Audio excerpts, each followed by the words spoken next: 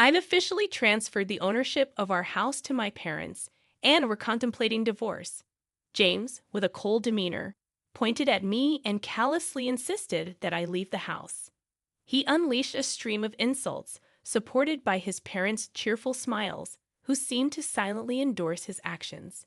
Nevertheless, I remained unfazed by their words, calmly accepting the decision to leave. Inside me, a well-thought-out plan accompanied the luggage I had prepared in advance. Hand in hand, I departed from the house without hesitation. They were oblivious to the gravity of the situation awaiting them. My name is Sally, just turned 50. Many years have passed since our marriage. Our children are now independent, leading lives away from us. I used to live the life of an ordinary salaried worker, but now, thanks to a friend's introduction, I spend my days as a teacher of handmade accessories, a hobby turned profession. This new job has become a turning point in my life, bringing fulfillment through interactions with my students and the joy of crafting every day. Some might have negative opinions about turning a hobby into a livelihood, but I am content. James and I met by chance at the company where I used to work. He was employed at a client company at the time, and as we started to meet often through work-related social gatherings, our relationship deepened. Eventually, we chose to marry out of love. After 3 years of marriage, our family was blessed with a healthy and energetic boy. He graduated from a well-known university and is now happily married, living a prosperous life.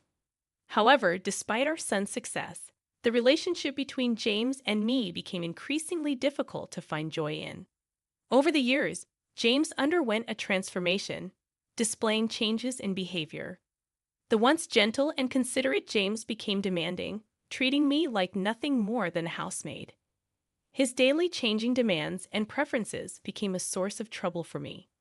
Lately, James has been easily angered, blaming me for trivial things, and instances of verbal abuse have been on the rise. I've been wanting to escape this life and start anew, but I'm tied down by an unpaid mortgage. Despite this, James quit his job without a clear reason and now spends his days lazing around the house. He hardly lifts a finger to help with daily chores, leaving me to manage everything on my own. The house we live in was recently rebuilt, and I funded it all. Managing the finances, I saved bit by bit for its reconstruction. It embodies my wishes and aspirations, a house I worked hard to build. I don't want it to fall into James's hands if I leave. Beyond the mortgage issue, this house symbolizes my dreams, with features like the spacious kitchen area reflecting my careful choices. Despite initial input from James on the house's design, I covered all the costs and wanted my wishes to be respected. Despite facing challenges, the house, with all its desired features, eventually became a reality, fulfilling our dream. I experienced a profound sense of joy about the reality of our new home. However, the cost of construction significantly surpassed our initial estimates, compelling us to take on a much larger loan than anticipated. Accepting such a substantial loan in our 50s was unexpected, but the prospect of the happiness our new home promised provided us with the energy to overcome this financial burden. On the flip side, James appeared somewhat sulky, as his opinions and wishes were not well reflected in the house design. He expressed discontent, considering it unnecessary and akin to throwing money down the drain. Ignoring his complaints and grumbles, I pressed on. Gradually, he stopped talking to me and began resorting to childish behaviors, such as scattering trash and leaving things disorganized to provoke irritation. I wondered when this situation, this life, would come to an end, pondering these thoughts every day. A few months had passed since we moved into the new house when suddenly the doorbell rang. We weren't expecting any visitors that day, leaving me curious about who it might be. As I prepared to go to the front door, James, surprisingly, got up and headed there before me, possibly aware of the visitor's identity. After a while, cheerful voices and laughter emanated from the entrance. When the door to the living room slowly opened, revealing the visitors, I saw the faces of my unexpected in-laws, Harold and Alice. Honestly, I always felt pressure in my relationship with them. When we first announced our marriage, they treated me coldly, criticized me for my lower social status, and maintained an awkward attitude even on our wedding day. Their interference continued post-marriage, and each time I interacted with them, I wondered how to handle the situation. Despite thinking there had been some change or settling down due to lack of contact, their sudden visit surprised me. Greeting them politely, I felt a slight tension, but they passed by me without a word, intentionally ignoring my presence and bumping into my shoulder. They marveled at the house, expressing envy at the spacious and user-friendly kitchen. James proudly showcased the house to his in-laws, and upon their return, the expressions on their faces seemed satisfied. However, James' expression turned stern, and he suddenly raised his voice in anger towards me, instructing me to hurry up and prepare tea and snacks. Overwhelmed by his words, I hastily prepared tea and served snacks, but his parents seemed dissatisfied, commenting on the hospitality. Despite my efforts, Harold expressed dissatisfaction, and as they quickly finished the snacks and tea, he commented appreciatively on the house's interior. James, with a broad smile, invited his parents to live together in the house, almost ignoring my presence. They listened to James's words and left, leaving me watching their retreating figures. I felt a significant gap between James and me, witnessing him chatting and laughing joyfully with his parents, something I hadn't seen in a long time. Subsequently, in response to James' invitation, his parents began visiting our house more frequently.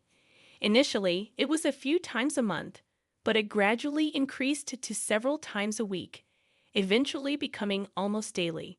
However, their criticisms towards me never ceased, and James showed no signs of curbing them. James' attitude of blaming me, coupled with his parents' intensified disapproval, became more pronounced. His complaints about me not listening and causing our son suffering were relentless. Despite facing daily difficulties, I found myself unable to voice the frustration in my heart.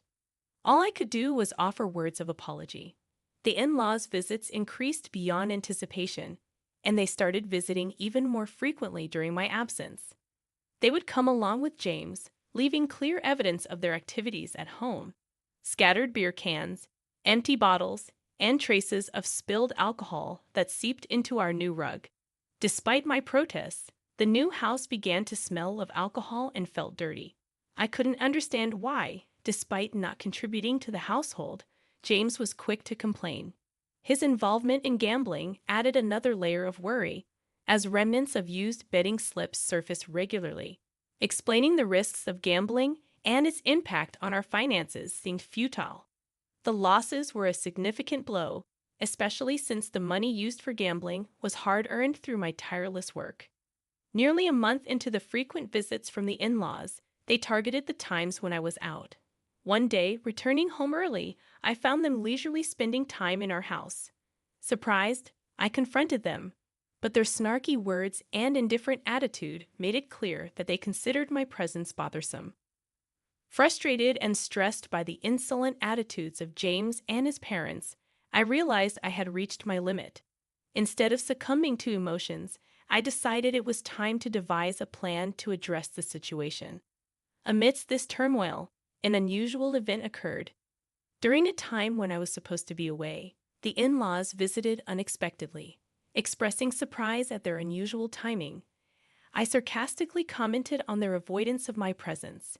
Ignoring my remark, they boldly entered the house. James welcomed them with a smile, leading them to inspect various areas, from the kitchen to the bathroom. Observing their meticulous checks, I sensed a hidden agenda behind their actions. Even as they left, they wore satisfied expressions, as if they had confirmed something. Curious and wary, I questioned their inspections and wondered if there was something they should tell me. I had cautioned James not to worry, emphasizing that it was none of his business. His behavior, however, hinted at concealing something from me. I suspected he was trying to manipulate me cunningly, but grasping the real intention proved challenging. Observing the situation became my only option. Then, one day after work, I returned home to find a large moving truck parked in front of our house, bearing the logo of a company named Moving Center. James appeared to be in discussions with the truck driver and representatives. When our eyes met, he pretended not to see me and disappeared inside the house. What shocked me more was the simultaneous arrival of my in-laws. They greeted me casually, and James welcomed them, leading them into the house. The atmosphere felt tense, and as I followed them inside, I noticed a significant change. The familiar furniture and belongings I knew had vanished, replaced by my in-laws' dated furniture, arranged as if this were their home. As I sat down on the sofa, they surrounded me with smirky smiles, conveying a sense of smugness. Their behavior indicated a pre-planned action, and though anxious, I decided to quietly wait and see what would unfold. The somewhat hurried gazes of my in-laws added to the atmosphere. They declared that there was something they needed to tell me, hinting at a hidden agenda. Bracing myself, I responded with feigned calmness, and James sighed deeply before admitting that he had sold the house to his parents. He proposed getting a divorce, and my in-laws nodded in agreement. Their smirky smiles suggested they were trying to toy with me. Despite their revelation, I remained unfazed, having anticipated their plan. I promptly signed the divorce papers, placed my wedding ring on the table, and declared my intention to leave the house. I had suspicions about the unnatural behaviors of James and my in-laws, especially since their frequent visits when I wasn't home. To confirm my suspicions, I installed surveillance cameras around the house, synced with my smartphone. On the first day, I observed their daily conversations. However, one day, I stumbled upon footage where James and his parents joyfully discussed selling the house. Shocked by this revelation, I decided to plan my next steps, searching for a new residence based on the information obtained from the surveillance cameras. I took the initiative to transfer the home loan from my name to James's. If they planned to remove me from our home, I believed they should take over the mortgage payments and responsibilities. The monthly mortgage, amounting to $1,900, was paid from my hard-earned salary. Doubting that James and his parents could afford this, I resolved not to provide any financial assistance. Free from the troublesome relationship, I moved to my new, well-arranged home with new furniture, ready to embark on a new chapter in my life. On my day off, I relished the prospect of thorough rest, sleeping in past noon. As I was about to doze off again, the doorbell abruptly rang. To my surprise, James and his in-laws stood at my doorstep, uninvited. I questioned their presence, and without answering, they intruded into my house, spreading out a document in front of me. They accused me of changing the name on the house loan without permission. Expressing disbelief at their sudden appearance, I learned that right after leaving the house, they received documents about the loan name change. James and his parents were shocked, claiming they were currently unemployed and couldn't afford the high monthly loan. In a furious outburst, James declared they wouldn't pay that amount. Attempting to enlighten them on the consequences of defaulting, I explained how interest and late fees could significantly increase the final payment. James initially seemed skeptical, but after searching for information online, his expression turned to one of shock and distress. I recommended looking for new employment for a fresh start. Their faces grew even paler as they realized the seriousness of the situation.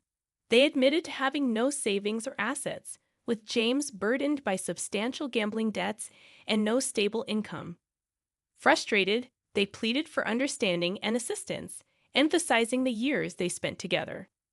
Unmoved by their pleas, I shut the door to escape their attempts to mend the relationship. Frustrated, they reported me to the police, leading to their removal from my property. Eventually, due to financial constraints, they relocated to a more affordable apartment on the outskirts of town. James secured a part-time job, supporting his family with that income. Meanwhile, my life remained unchanged, and I focused on my job. In my free time, I started a blog on handmade crafts, gaining attention and doubling my monthly income. Requests for me to serve as an instructor for workshops and courses increased. I had no thoughts of remarrying and planned to navigate life independently. Discovering an old household account book from the early days of my marriage brought back memories of our financial struggles. With a sense of resolve, I decided to build a new happiness on my own, placing the account book back on the shelf.